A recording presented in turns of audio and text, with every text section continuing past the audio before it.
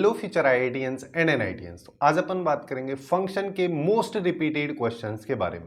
वैसे अगर function chapter के बारे में अगर अपन जेई के पर्सपेक्टिव से देखें तो हर शिफ्ट में लगभग एक क्वेश्चन देखने को मिलता है और काफी रेयरली ऐसा होता है कि दो क्वेश्चन इस चैप्टर से मिल जाते हैं। और ये सारे के सारे क्वेश्चन कई सारे टाइप के होते हैं, जैसे डोमेन हो गया, रेंज से पूछ लिया, पीरियड पूछ लिया, टाइप ऑफ फंक्शन में पूछ लिया, नंबर ऑफ फंक्शन टाइप के क्वेश्चंस जनरली पूछे जाते हैं। हर एक टाइप को अपन यहाँ पे देखेंगे, किस तरीके से अपने को अप्रोच लगाना चाहिए उस पर काफी डिटेल में बात करेंगे। So let's start.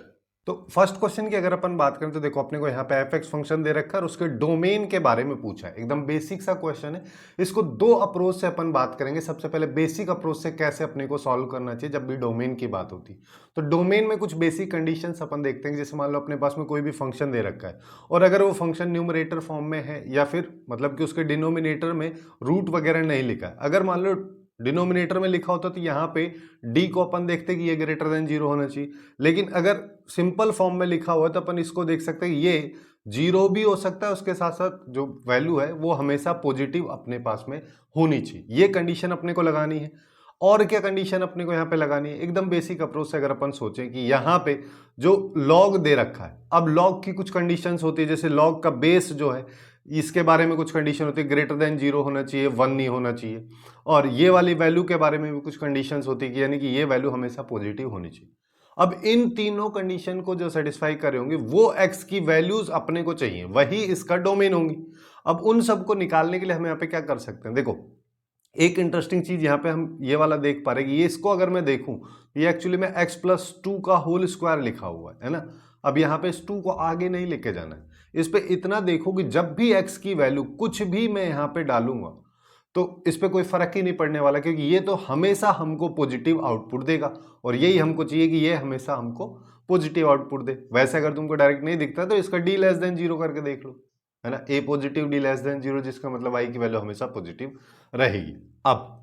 अब कंडीशंस लगाते हैं, जिसमें सबसे पहली कंडीशन अपन ऐसा कर लेते हैं, इसको बेस के बेसिस पे चल लेते हैं। सबसे पहले हम बोलते हैं कि इसका बेस जो है बेस <1 है, ठीक है। जिसका मतलब 0 से 1 के बीच में अगर इसका बेस है तो उस सिचुएशन में क्या हो रहा होगा ये देखते हैं अपन। जैसे अगर बेस इसका 0 से 1 के बीच में है तो ये वाली कंडीशन है। अब यहाँ पे 1 पूरी इनइक्वलिटी में अपन ऐड कर देते हैं तो ये बेस जो है 1 से 2 में चला गया। अब यहाँ पे अपने पास दो केस बन रहे हैं, जिसमें पहला केस ये है कि मॉड x ग्रेटर देन 1 है। जब ऐसा होता है तो x की वैल्यू अपन डायरेक्टली भी लिख सकते हैं कि -∞ से -1 यूनियन इन्फिनिटी 1 से इन्फिनिटी, है ना। ये डायरेक्टली आपको पता भी होना चाहिए। वैसे अगर चाहोगे तो एक बार प्लस एक बार माइनस से खोल के सीधा सीधा निकाल भी लेंगे हम, लेकिन अब जब अपन जेई के इतने बहुत करीब आ चुके हैं तो उस सिचुएशन में इस तरीके के सिंपल क्वेश्चंस को डायरेक्टली अगर अपने को हो जाएगा तो काफी टाइम यहाँ पे बच जाएगा। दूसरा कंडीशन है कि मॉड x<2 है, जिसका मतलब x की वैल्यू -2 से 2 के बीच में, है ना। वैसे अगर तुमको नहीं पता तो ये देख लो कि मॉड x अगर ग्रेटर देन a है तो यहाँ पे a जो है -∞ से -a यूनियन a से इन्फिनिटी तक आता है, और यहीं पे अगर ये a है तो यहाँ पे a की वैल्यू -a से a के बीच में, सॉरी x की वैल्यू ये आता, ठीक है। अब देखो अब अपने को क्या होना चाहिए। अब यहाँ पे एक तो ये वाला पोर्शन वैल्यू में आएगा, ये वाला है, तो यहाँ पे यूनियन लेना है या इंटरसेक्शन लेना है, उसको समझने के लिए अपन ऐसा बोल सकते हैं कि ये जो इनइक्वलिटी अपने पास में लिखा है इसमें ये वाला पोर्शन भी होना चाहिए, उसके साथ साथ ये वाला पोर्शन भी होना चाहिए। दोनों होने ही चाहिए। ऐसा कभी पॉसिबल ही नहीं हो पा रहा है, या फिर ऐसा सिचुएशन अपने पास नहीं बनेगा कि पहले वाला हो जाए सेकंड वाला ना हो तो भी अपना काम चल जाएगा, ऐसा होगा ही नहीं। जिसका मतलब जब दोनों चीजें होती हैं तो अपन यहाँ पे इंटरसेक्शन लेते हैं। तो बस अब अपने को यहाँ पे इंटरसेक्शन लेना है दोनों केसेस का। जैसे इनको लाइन पे अगर अपन ड्रॉ करें तो अपने पास में क्या आ रहा है, -2 -1 और यहाँ पे आ जाएगा 1 और यहाँ पे 2। तो पहला वाला केस कह रहा है कि -∞ से -1 और फिर 1 से इन्फिनिटी। दूसरा वाला केस अपने पास में कह रहा है -2 से +2 के बीच, ठीक है। कोई भी वैल्यू इंक्लूडेड नहीं है, इस वजह से ये होलो सर्किल यहाँ पे बना हुआ। अब तो यहां से x की वैल्यू अपने पास में क्या आ रही, जो कॉमन है इंटरसेक्शन वाली, यानी कि यहाँ पे आ जाएगी -2 से -1 यूनियन 1 से 2। ये इसकी बेस के बेसिस पे अपन वैल्यू निकालें। अब बेस अगर 0 से 1 के बीच में है तो भी कंडीशन लगेगा। तो कंडीशन क्या लगेगा, तो कंडीशन देखो अंदर वाले के लिए कोई कंडीशन लगाने की जरूरत नहीं क्योंकि वो हमेशा पॉजिटिव है, तो अपन केवल लॉग वाली कंडीशन लगा लेते हैं, यानी कि रूट के अंदर वाली कंडीशन लगा लेते हैं। वो क्या है, वो ये है कि जो अपने को ये दे रखा है log of x minus one और एक्स स्क्वायर प्लस 4x+4 ये ग्रेटर देन इक्वल टू 0 होना चाहिए। अब यहां पे क्या करना है, अब मेन कहानी यहीं पे, कैसे कि जब log ऑफ x1 और log ऑफ x2 इस तरीके से बोल लो, है ना, अगर इस तरीके से लिखा हुआ है और यहां पे बेस a है और ये a की वैल्यू अगर 1 से कम है और इस इनइक्वलिटी को जब अपन x1 x2 में सिंप्लीफाई करते हैं तो इनइक्वलिटी का साइन बदल जाता है। इस चीज का ध्यान अपने को रखना है, जिसका मतलब अगर मैं यहां पे इनइक्वलिटी को बदलना चाहूंगा तो ये x² plus 4x+4 less than equal to 1 हो जाएगा, क्योंकि x माइनस वन को उधर ले जाएंगे, पावर में चला जाएगा 0 और ये 1 बन जाएगा।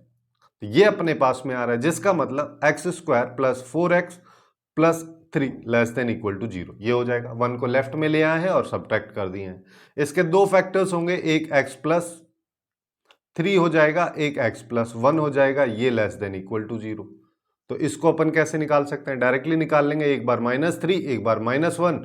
तो अब यहां पे देखो, जब यहां पे वैल्यू जो है 1 से बड़ी रहेगी तो पॉजिटिव आउटपुट मिलेगा। -1 से 3 के बीच में जैसे कर क्या सकते हैं, कोई भी एक वैल्यू डाल के देख लो, है ना। -1 से -3 के बीच की अगर मान लो मैं कोई भी वैल्यू डालता हूं, जैसे -2 डालेंगे, -2 अगर मैंने डाला तो ये वाला वैल्यू तो पॉजिटिव हो जाएगा, लेकिन ये वाला नेगेटिव होगा और नेगेटिव वाला पोर्शन ही अपने को चाहिए, तो ये नेगेटिव हो जाएगा, ये पॉजिटिव हो जाएगा। तो यहां पे -3 और -1 दोनों को इंक्लूड करते हुए अपन ये वाला आउटपुट लिख सकते हैं कि x की वैल्यू -3 से -1 के बीच में होगी। अब एक केस अपना ये आ गया, उसके साथ साथ एक केस ये आ, जिसका मतलब अपन क्या बोल सकते हैं कि यहाँ पे जब बेस 0 से 1 है तो x की वैल्यूज ये होनी चाहिए, उसके बाद ये वाली जो सेकंड वाली लॉग वाली कंडीशन जब लग रही है तो x की वैल्यूज ये होनी चाहिए, जिसका मतलब दोनों होना ही चाहिए।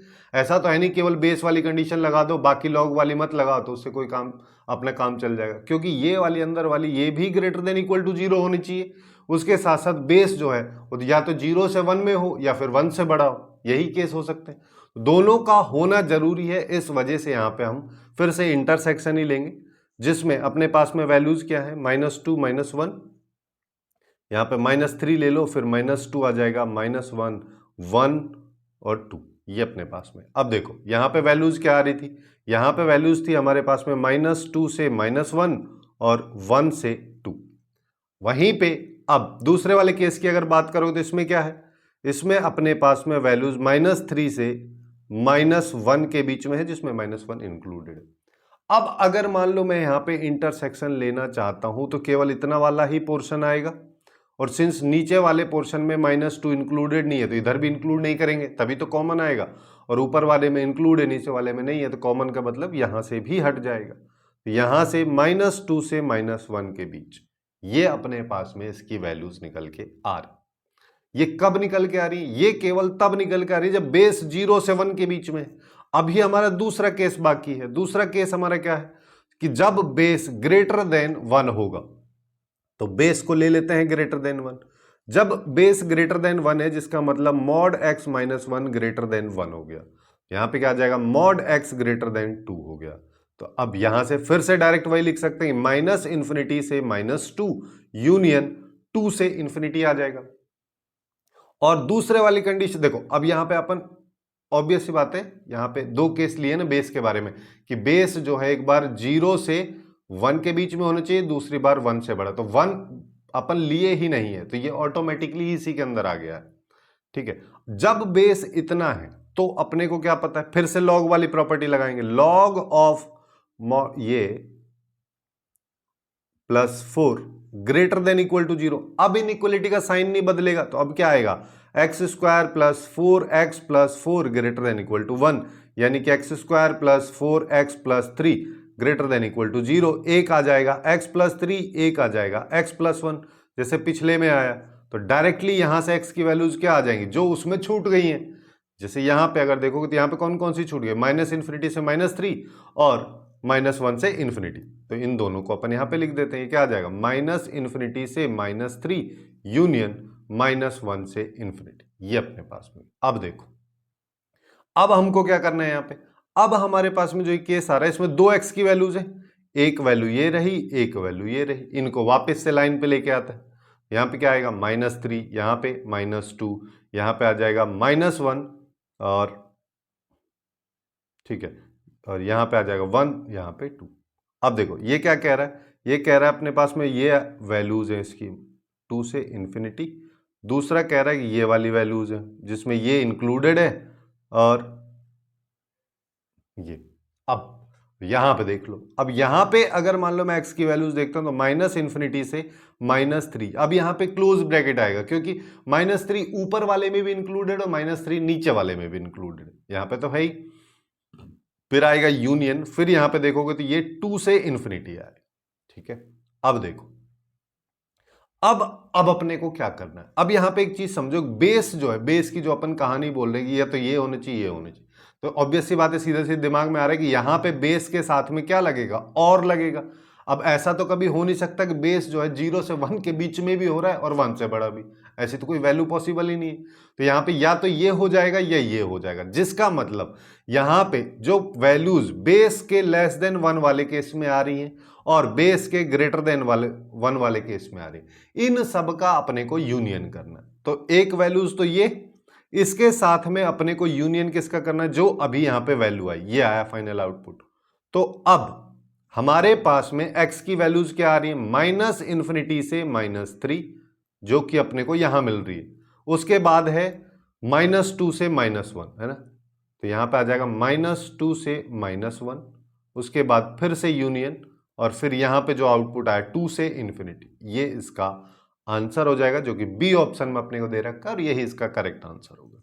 और जैसे कि मैं स्टार्टिंग में बोला कि यहाँ पे इसको अपन सेकंड अप्रोच से भी कर सकते हैं, हालांकि इस तरीके के क्वेश्चन जनरली लेंदी होते हैं, है ना। एक अप्रोच अपन यहाँ पे ऐसा लगा सकते हैं कि जहां जहां पे क्लोज ब्रैकेट है, इन वैल्यूज को डाल के देख लो। सबसे पहले -1 को बेस में डाल के देखो, इसमें तो डालने कोई मतलब ही नहीं, बेस में डाल के देखो। बेस में अगर मैं x की जगह -1 डालता हूं, मॉड की वजह से प्लस हो जाएगा, ये 0 हो जाएगा, वो तो कभी पॉसिबल ही नहीं है, जिसका मतलब पहला ऑप्शन खत्म, क्योंकि -1 इसमें इंक्लूडेड है, ये चला गया, और डी भी खत्म क्योंकि उसमें भी इंक्लूडेड है, चाहे -1 होता है +1 होता, दो ऑप्शन गए।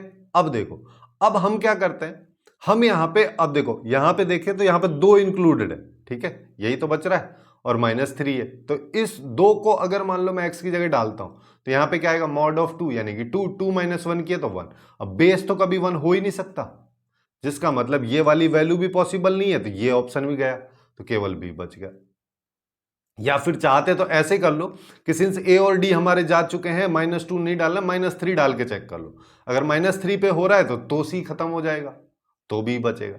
तो इस तरीके से भी इस टाइप के क्वेश्चंस को काफी इजीली सॉल्व किया जा सकता है, लेकिन ये कभी कभी ही एप्लीकेबल हो पाएगा, है ना। अगर मान लो उल्टा सीधा सिनेरियो कुछ ऐसा ही बन जाता, कुछ वैल्यूज यहाँ पे भी इंक्लूड कर देते, -3 से इसको 4 कर देता, फिर यूनियन 5 से इन्फिनिटी, इस तरीके का मान लो कुछ भी बना देता, तो गड़बड़ हो जाती, है ना। तो वो कुछ पर्टिकुलर केसेस के लिए ही अवेलेबल हो पाता है उस तरीके का मेथड, बट ये जो अप्रोच है, जो कि स्टैंडर्ड अप्रोच है, इसको अपन हर क्वेश्चन में इम्प्लाई कर सकते हैं।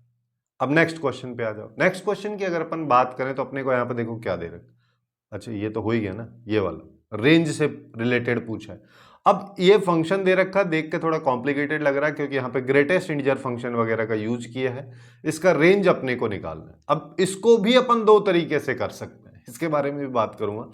पहले एक चीज देखो यहाँ पर कि इसको सिंप्लीफाई कर लेते हैं। अगर मान लो मैं x² को t मान लू, है ना, अभी तुमको नहीं दिख रहा होगा लेकिन अब दिखेगा, तो यहाँ पे क्या आएगा, t माइनस ये तो एक्चुअली में fractional part function of t है ना, क्योंकि t कोई भी अगर मेरे पास वैल्यू है तो उसको अपन ग्रेटेस्ट इंटीजर फंक्शन और फ्रैक्शनल पार्ट फंक्शन के रूप में इस तरीके दोनों को सम करके लिख सकते हैं। अब ये वैल्यू अगर इधर आ जा रही है तो यहाँ पे अपने पास में केवल फ्रैक्शनल पार्ट फंक्शन बचेगा। तो मैं यहाँ पे इस f(x) फंक्शन को एक्चुअली में क्या लिख सकता हूँ, ये आ जाएगा अपने पास में x² का fractional part function divide by 1 plus x² का फ्रैक्शनल पार्ट फंक्शन। अब देखो, अब अपने को क्या करना है, सबसे पहले 0, देखो यहाँ पे 0 है, नेगेटिव तो कभी आएगा ही नहीं, क्योंकि हमको क्या पता है, हमको पता है फ्रैक्शनल पार्ट फंक्शन की वैल्यू हमेशा 0 से 1 के बीच में टेंड करती है। अब जब ऊपर भी 0 से 1 के बीच की वैल्यू है और नीचे तो 1 + 0 से 1 के बीच की वैल्यू, तो कभी नेगेटिव आउटपुट आएगा ही नहीं, जिसका मतलब ये गया। ठीक है, अब क्या ये इसका आउटपुट कभी 0 आ सकता है, ये देख लेते हैं, क्योंकि 3 केसेस हैं, एक हट जाएगा अपने यहां।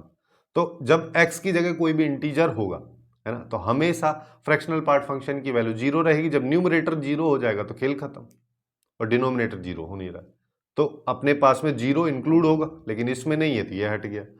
अब 0 से और 1 के बीच की, और 0 से हाफ। यहां पे अपन क्या कर सकते हैं कि पहले 0.3 डाल दो। 0.3 अगर मैंने डाला तो ये 0.09 आ गया, नीचे बात करोगे तो 1.09, मतलब 9 डिवाइड बाई ये। तो ये तो अब यहां पे अगर देखोगे तो ये तो काफी बड़ी वैल्यू आ जा रही है, लगभग अपने पास में यहां पे 12 के आसपास आएगा। ठीक है, 1/12 के आसपास ये वैल्यूज आ रही है, जिसको देखोगे तो ये तो बहुत छोटी हो जा रही है। दूसरा वाला केस ले लो। दूसरा वाला केस मतलब कि आप कोई बड़ी वैल्यू ले लो, जैसे 0.3 है, ये तो 1 से बहुत छोटी होगी, 0.9 ले लेते हैं। 0.9 लेंगे तो ऊपर 0.1 आ गया, नीचे 1 पॉइंट ये आ जाएगा, तो 81 डिवाइड बाई 181। तो यहाँ पे भी देखोगे तो ये 1/2.5 ऐसा कुछ आ रहा होगा। ठीक है, जिसका मतलब ये भी 1/2 से छोटी होगी।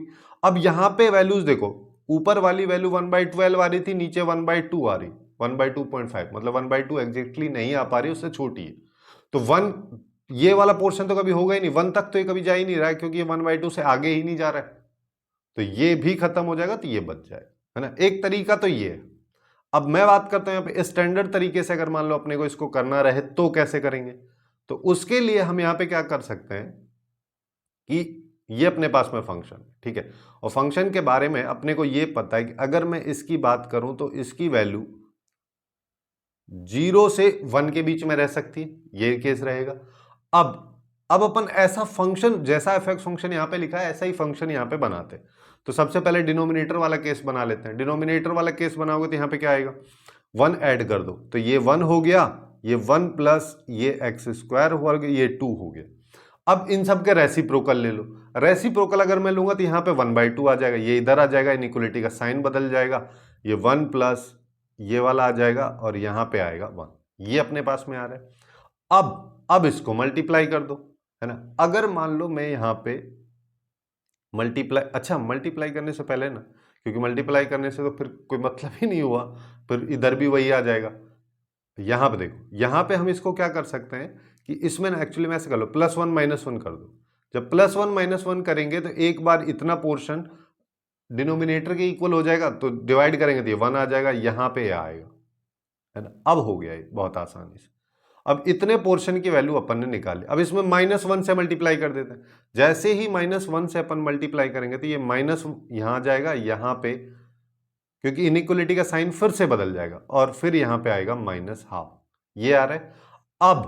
अब मैं क्या करता हूं, फिर से पूरी इनइक्वलिटी में 1 ऐड कर देता हूं, तो ये 0 आ गया, यहां पे 1 - 1 प्लस ये आ जाएगा, और यहां पे अगर 1 ऐड करेंगे तो हाफ, 1 में से हाफ गया तो हाफ बचा। तो अब डायरेक्टली अपने को दिख भी रहा है कि डी ऑप्शन इसका करेक्ट आंसर हो जाएगा। अब नेक्स्ट क्वेश्चन पे आ जाओ। नेक्स्ट क्वेश्चन की बात करें तो अब देखो, इसी क्वेश्चन से आगे धीरे धीरे अपन चलते चलेंगे। जैसे यहाँ पे अब देखें तो फंक्शन के टाइप के बारे में पूछ लिया कि इसका डोमेन क्या है, रेंज क्या है, और इवन फंक्शन है, ऑड फंक्शन है, जो भी सिनेरियो हो रहा है। अब यहाँ पे देखो, यहाँ पे फिर से ये ग्रेटेस्ट इंटीजर फंक्शन का यूज कर रखा है, लेकिन ये क्वेश्चन बहुत ज्यादा आसान है। क्यों? क्योंकि यहाँ पे अपने को पॉलिनोमियल दे रखा है, यहाँ पे अपने पास में क्या दे रखा है, कोई भी ट्रिग्नोमेट्रिक फंक्शन दे रखा है।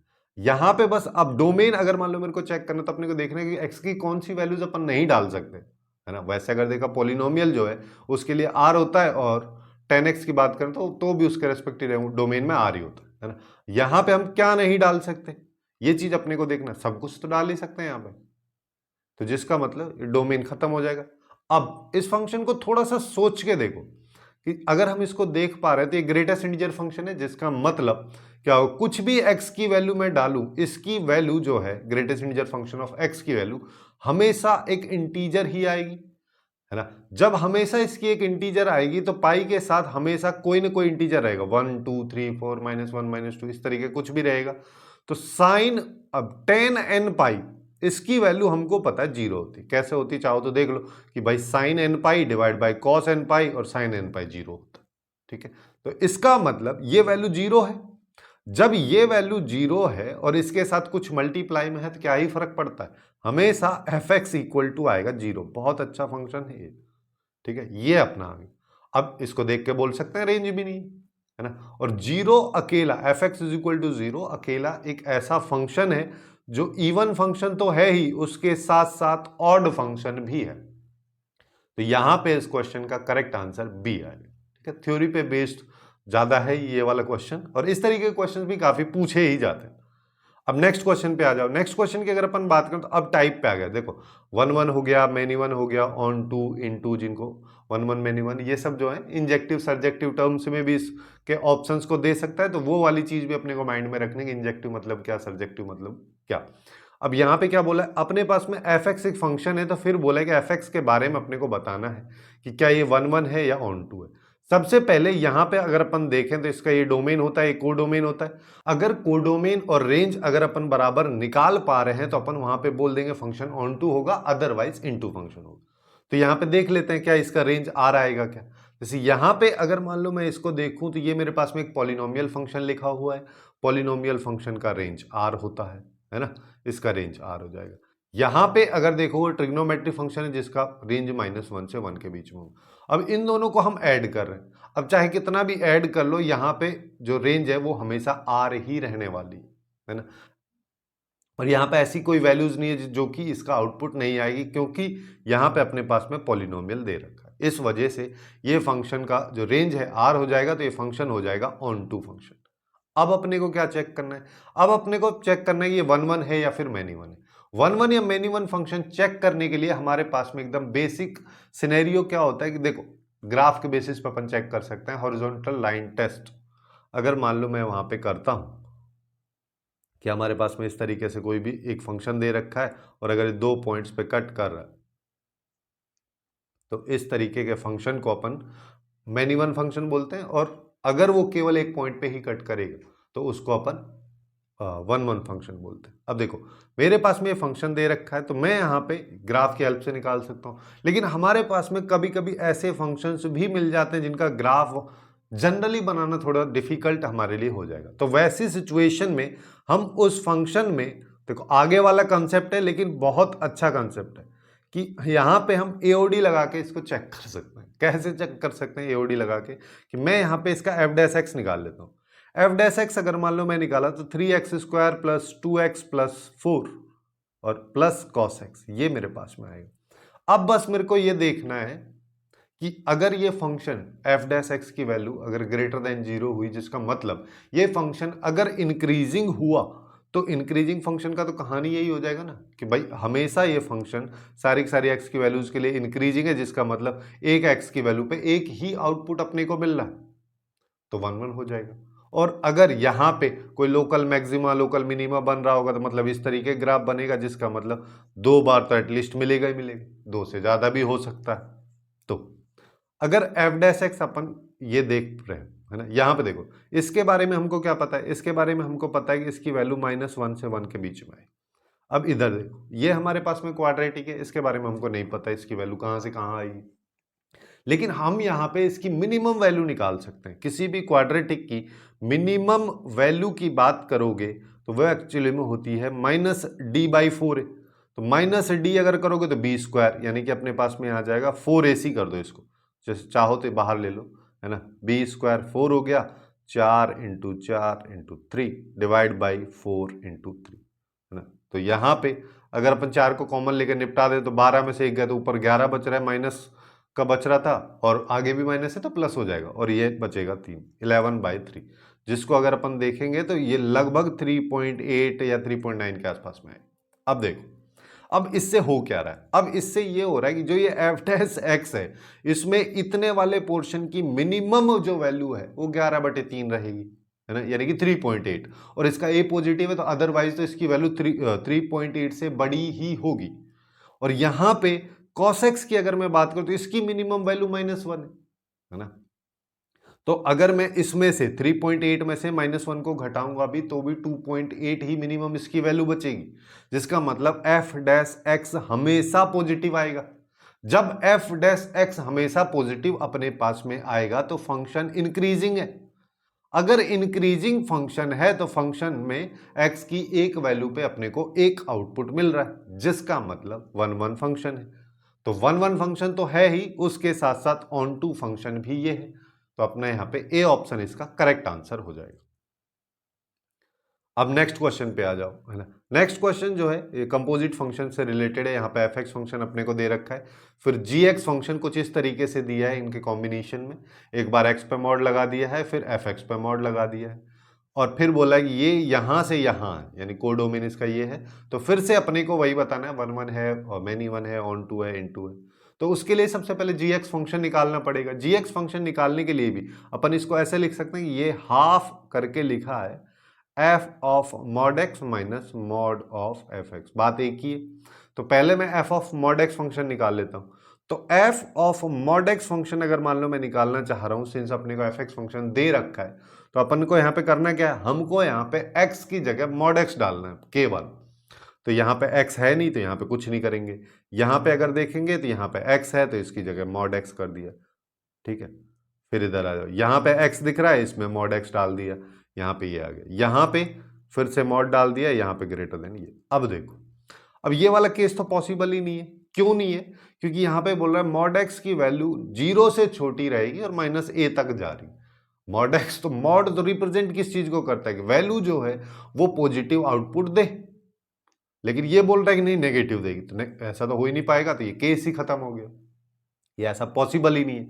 तो अपने पास एफ एक्स की वैल्यू केवल ये आ रही है और इसको सॉल्व कर लो, है ना। यहां पे अगर इसको देखोगे तो ये एक्चुअली में क्या कहना चाह रहा है, ये कह रहा है कि mod x less than equal to a, और इसके बारे में स्टार्टिंग में भी बताऊंगा माइनस ए से ए के बीच में इसकी वैल्यू आ जाएगी। तो अपने पास में क्या आ रहा है, यहां पे आ रहा है मॉड ऑफ एक्स प्लस ये, जब एक्स की वैल्यू, या फिर ऐसे कर लो इसको, एक बार तो ऐसे लिख देते हैं कि ये वैल्यू आ रही है मॉड ऑफ ये कब, जब x की वैल्यू माइनस ए से ए के बीच में। अब मॉड को खोल लेते हैं, जब माइनस ए से 0 के बीच में है तो मॉड x माइनस एक्स से खुलेगा, है ना। तो f ऑफ मॉड x, तो यहां पे माइनस एक्स से खुलेगा कब, जब x की वैल्यू माइनस ए से 0 के बीच में, और ये प्लस में खुलेगा कब, जब x की वैल्यू 0 से a के बीच।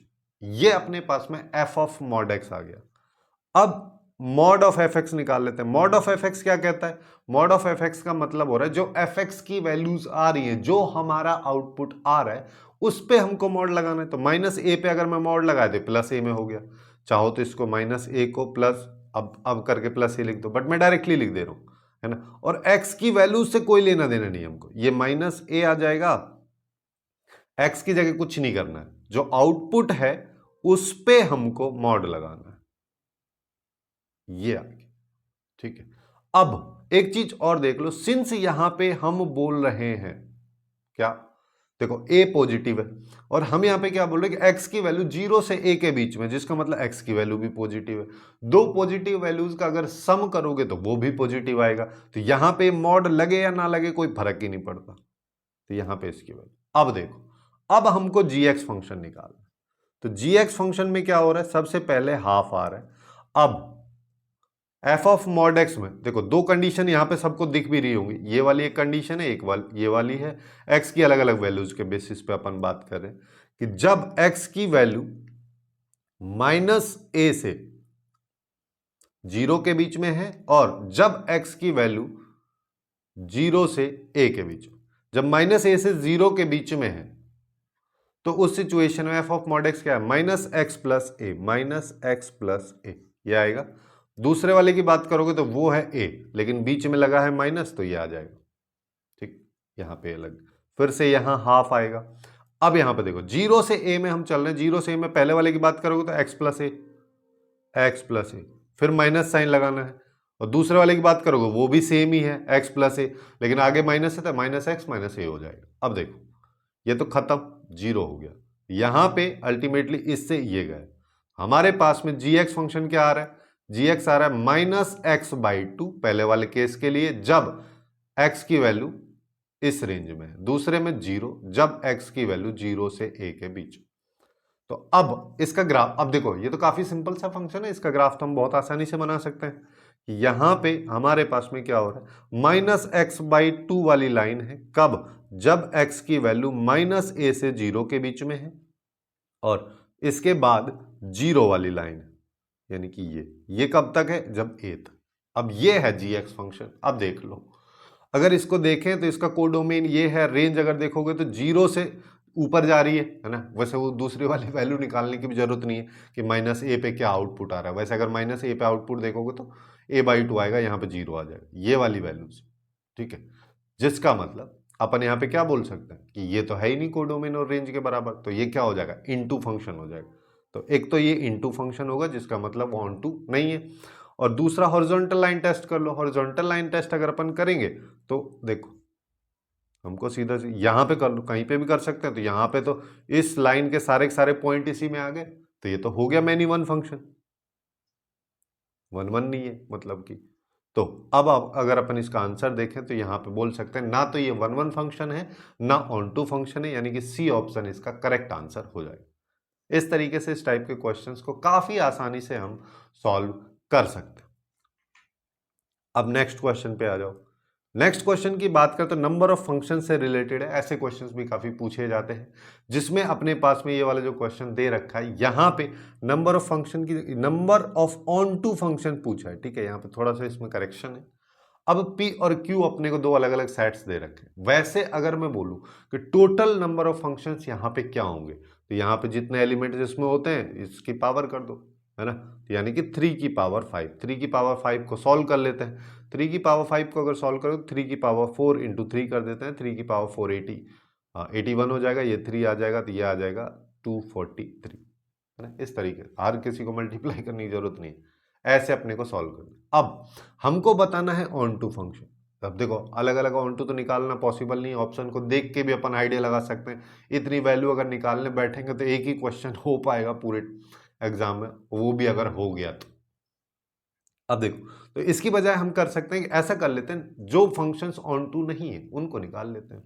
अब कोई फंक्शन ऑन टू कब नहीं होगा? ऑन टू फंक्शन होने का मतलब क्या है कि कोई भी फंक्शन जब यहाँ पे रिलेशंस एस्टेब्लिश हो रहे हैं इसके साथ में, तो सारे के सारे एलिमेंट्स के साथ में कनेक्टेड होने चाहिए पी सेट के एलिमेंट। अगर सब के साथ में, यानी कि ए बी सी तीनों के साथ में अगर कनेक्टेड है, और जब कोई फंक्शन बन रहा है, उस फंक्शन को अपन ऑन टू फंक्शन बोलेंगे।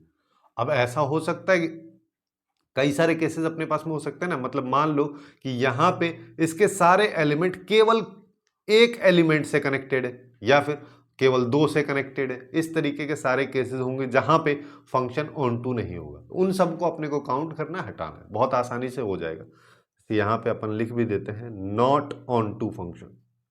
नॉट ऑन टू फंक्शन के लिए सबसे पहला वाला केस अपने पास में क्या हो सकता है?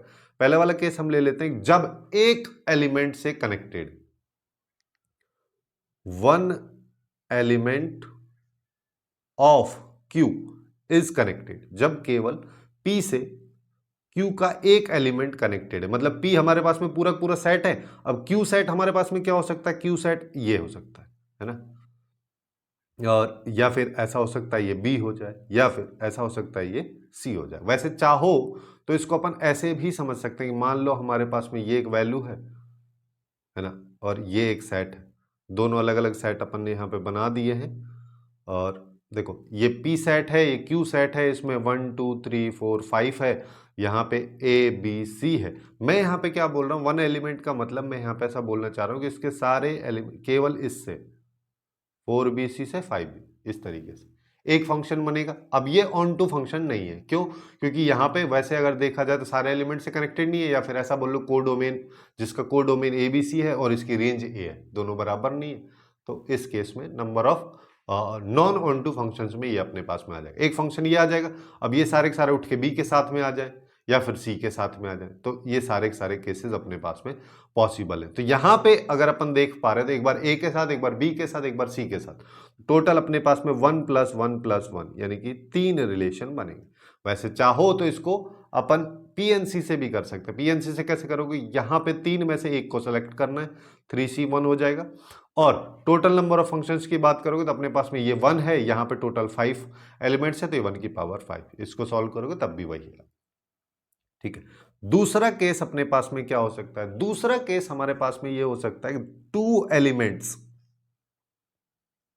ऑफ Q इज कनेक्टेड, जब ये Q के दो एलिमेंट के साथ में कनेक्टेड हो। दो एलिमेंट्स का मतलब Q की वैल्यू क्या हो सकती है, ए बी हो जाए या बी सी हो जाए या ए सी हो जाए। यहां पे मैं क्या बोल रहा हूं, Q की वैल्यू का मतलब ये बोलना चाह रहा हूं कि रेंज जो है वो जब ए बी होगी या बी सी होगी या सी ए होगी, उस सिचुएशन फंक्शन ऑन टू भी नहीं होगा।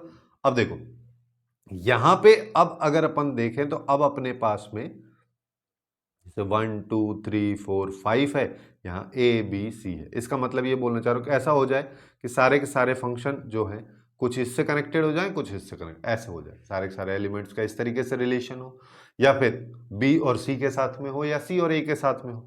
तो उस केसेस में अगर अपन बात करें तो जैसे यहां पे अगर दो के साथ में रिलेशन बन रहा है तो पी में अपने पास में 5 है, क्यू में अब हमारे पास हम ऐसा मान रहे हैं कि 2 है, चाहे इसमें हो चाहे इसमें हो या इसमें हो, और बीच में और लगाए तो अपन इनको ऐड कर देंगे। तो पहला केस अपने पास में क्या बना, 2 की पावर 5 आ जाएगा, और फिर यहां पे इसको मैं यहां लिख रहा हूं 2 की पावर 5 फिर से आ जाएगा बी सी के लिए, फिर 2 की पावर 5 ए सी के लिए आ जाएगा। लेकिन एक चीज देखो, जब हम यहां पे 2 से कनेक्ट कर रहे हैं तो ऐसे भी तो बहुत सारे केसेस होंगे, मतलब ऐसा भी तो केस हो सकता है कि ये सारे के सारे एलिमेंट्स जो हैं केवल इसी से कनेक्टेड हो, अभी भी ये इसी के अंदर आ रहा है सिनेरियो, है ना। तो इसको अपने को माइनस करना यहां पे रहेगा, तो या तो ए के साथ में हो जाए पूरे कनेक्ट या बी के साथ में हो जाए। जब इस सेट में हम बात करें केवल ए या बी के साथ में बात कनेक्टेड जब होंगे तो अपने पास दो फंक्शन बनेंगे, उनको अपने को हटा देना है। हर केस में दो दो फंक्शन बनेंगे, इन सबको हटा दो। तो 2 की पावर 5 की अगर बात करोगे तो ये आएगा 32 माइनस, जैसे इसको अपन क्या लिखेंगे, 32 माइनस 2 है ना, 32 माइनस 2 पूरे को मल्टीप्लाई कर दो 3 से, तो ये आ जाएगा 29 इंटू 3। ये अपने पास में इसकी वैल्यू आ रही है, नहीं 30 आएगा तो ये आएगा 90। अब देख लो, अब अगर अपन देखें तो अपने को क्या करना है, हमको चाहिए यहां पे ऑन टू फंक्शन। तो ऑन टू फंक्शन क्या हो जाएंगे, टोटल फंक्शन में से non onto function. Non total function हमारे पास में क्या है 243, और non function non onto, पहले वाले में 3 आ रहा था, दूसरे में 90 आ रहा था, ये 93, 243 माइनस 93 तो बचा 150। यही इस क्वेश्चन का करेक्ट आंसर हो जाए। इस तरीके से अपन ऑन टू फंक्शंस वगैरह निकालने के लिए अप्रोच लगा सकते हैं। अब नेक्स्ट क्वेश्चन पे आ जाओ जो कि पीरियड से रिलेटेड है। अब देखो यहाँ पे क्या बोला, हमारे पास में एफ एक फंक्शन है, आर टू आर डिफाइन है, और एफ एक्स फंक्शन को F of x plus T, जहाँ पे टी पीरियड को रिप्रेजेंट करता है ना, फिक्स्ड पोजीशन नंबर बोल रहा है, फिक्स पॉजिटिव नंबर जो बोल रहा है इसको रिप्रेजेंट कर रहा है, तो ये इसके बराबर है। अब इस तरीके का सिनेरियो को कैसे पीरियड निकाला जाए, हम तो केवल इतना पढ़े हैं कि एक्स प्लस टी अगर एफ ऑफ एक्स के बराबर आता है तो यहाँ पे ये जो टी है ये पीरियड को रिप्रेजेंट करता है, लेकिन यहां पे तो हो ही नहीं पा रहा ये। अब यहां पे एक चीज देखो, इसको अगर तुम देख पा रहे हो, है ना, एफ एक्स को ना यहां पे थोड़ी देर के लिए अल्फा बोल देता हूं, तो ये क्या लिखा है, ये लिखा है 1 minus 3 alpha plus 3 alpha square plus alpha cube. ये तो एक्चुअली में 1 माइनस अल्फा का होल क्यूब ही तो लिखा हुआ है ना, ये उसी का फॉर्मूला है और कुछ नहीं है। यहां पे x, चाहे इसको t प्लस एक्स लिख दो या फिर x प्लस टी, बात एक ही है, तो मैं यहां पे इसको x प्लस टी लिख दे रहा हूं। तो यहां पे ये 1 आया, यहां पे अगर बात करोगे तो यहां पे क्या आ रहा है 1 माइनस अल्फा, अल्फा अपन ने एफ एक्स को माना है तो ये आ गया पूरे का क्यूब, ये निकल के आ रहा है पूरे की पावर 1/3, तो पावर से पावर खत्म, तो 1 minus 1 plus 1 minus F x, यानी कि 2 माइनस एफ एक्स मेरे पास में ये आ रहा है। तो यहां से अपन एक रिलेशन बना लेते हैं कि f of x plus t plus f of x equals to 2, ये हमारे पास में आ रहा है, ये हमेशा 2 के बराबर है। अब देखो अब कैसे सॉल्व किया जाए, मेरे को निकाल के लाना है f of x plus t is equal to f x. ये निकालने के लिए मैं यहाँ पे x को ना x प्लस टी से रिप्लेस कर देता हूँ, तो यहाँ पे क्या आ जाएगा, ये आ जाएगा x प्लस 2t, और ये हो जाएगा f of x plus T, और ये आ जाएगा 2 के बराबर, ये दोनों तो रहनी बराबर है। अब देखो, अब इसको बोल दो 1, इसको बोल दो 2, 2 में से कर दो 1 को माइनस, जब मैं 2 में से 1 को माइनस करूंगा तो x प्लस टी वाली टर्म से x प्लस टी वाली टर्म खत्म हो जाएगी, यहाँ पे आएगा f of x plus 2t minus f of x, और राइट साइड में आएगा 0। तो यहां पे हम क्या बोल सकते हैं, f of x plus 2t equal to f x. अब हो गया, ये जो 2t है ये एक्चुअली में पीरियड को रिप्रेजेंट कर रहा है, तो इसका पीरियड 2t। इस तरीके से अपन, इस तरीके के जब भी कोई फंक्शनल इक्वेशन तरीके से दे रखा तो उसको ऐसे सिंप्लीफाई कर सकता। अब और आगे चलते हैं। अब अपने को दे रखा है एग्जैक्ट फंक्शनल इक्वेशन ही दे रखी।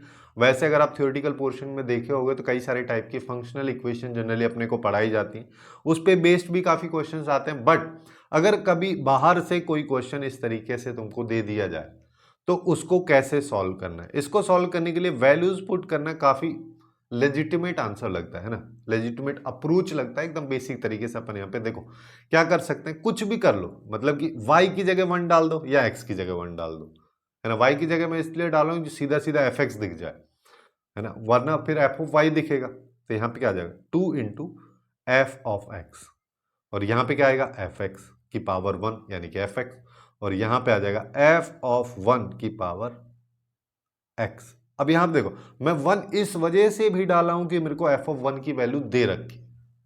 जो वैल्यूज अपने को दे रखी होती है तभी जाके वैसा अप्रोच अपन लगा पाते हैं। अगर यहाँ पे f ऑफ 2 की वैल्यू दे रखी होती तो मैं यहाँ पे x की जगह y की जगह 2 डाल रहा होता। तो अब देखो ये अपने को दे दिया। अब ये यहाँ पे अगर हम f ऑफ 1 की वैल्यू डालें तो यहाँ पे ये आ जाएगा, यहाँ पे ये आ जाएगा 3 की पावर x, तो twice f x is equal to ये आ रहा है। तो इसको अगर लेफ्ट में लेके आऊंगा तो मेरे पास केवल एक एफ एक्स बचेगा जिसकी वैल्यू 3 की पावर x के बराबर आ रही है। अब आ गया पूरा पूरा फंक्शन, चाहो तो इसको y में भी कन्वर्ट कर दो 3 की पावर y। क्वेश्चन में यहाँ पे f ऑफ r के बारे में बोला था, f of r is equal to 3 की पावर r, ये अपने पास। अब क्या बोल रहा है, तो यहाँ पे बोल रहा है 3 की पावर f ऑफ r की अगर बात करोगे तो 3 की पावर 1, 3 की पावर 2, इस तरीके से चलता जा रहा है। कहाँ तक, 3 की पावर 10 तक। इससे आसान तो कोई जीपी कभी देखी नहीं होगी। यहाँ पे क्या आएगा a इंटू आर, आर अपना 3 है और टोटल एलिमेंट 10 है, तो power n minus 1 divide by 3 minus 1 क्या आ जाएगा 3/2 इंटू 3 की पावर 10 माइनस 1, जो कि अपने को दे रखा है ए ऑप्शन। खत्म। इस तरीके से इसको कर सकते हैं।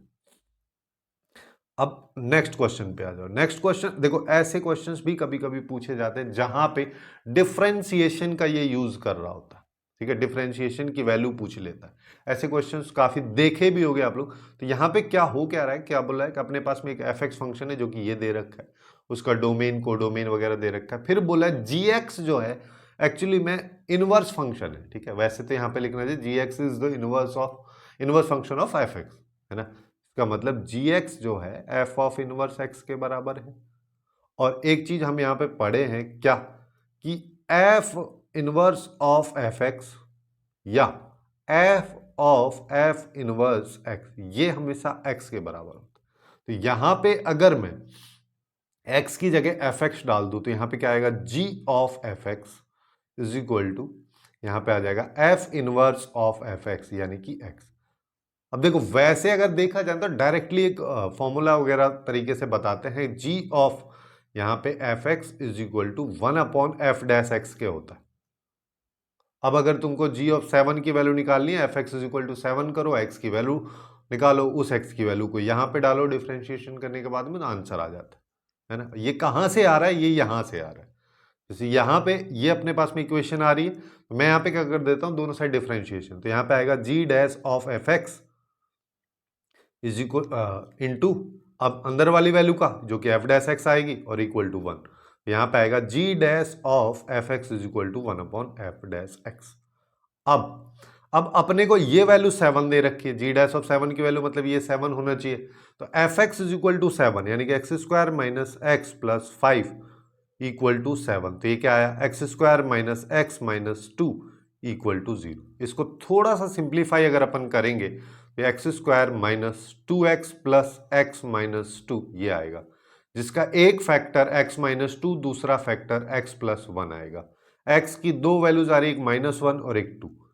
बट इसके डोमेन में देखो, डोमेन में क्या बोला है, डोमेन में हमको बोला है कि x की वैल्यू हाफ से इंफिनिटी तक लेके जाना है, जिसका मतलब ये तो कोई मतलब ही नहीं हुआ, तो 2 आएगी। तो x की वैल्यू अपने को 2 लेनी, तो मतलब g डैश ऑफ जब 7 में निकालना तो 1/f'(2) की वैल्यू मेरे को निकालनी है, वही इसका आंसर।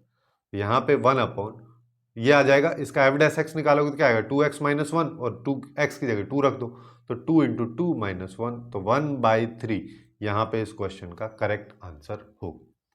इस तरीके से फंक्शन के लगभग हर टाइप के क्वेश्चंस को अपन ने कवर किया है।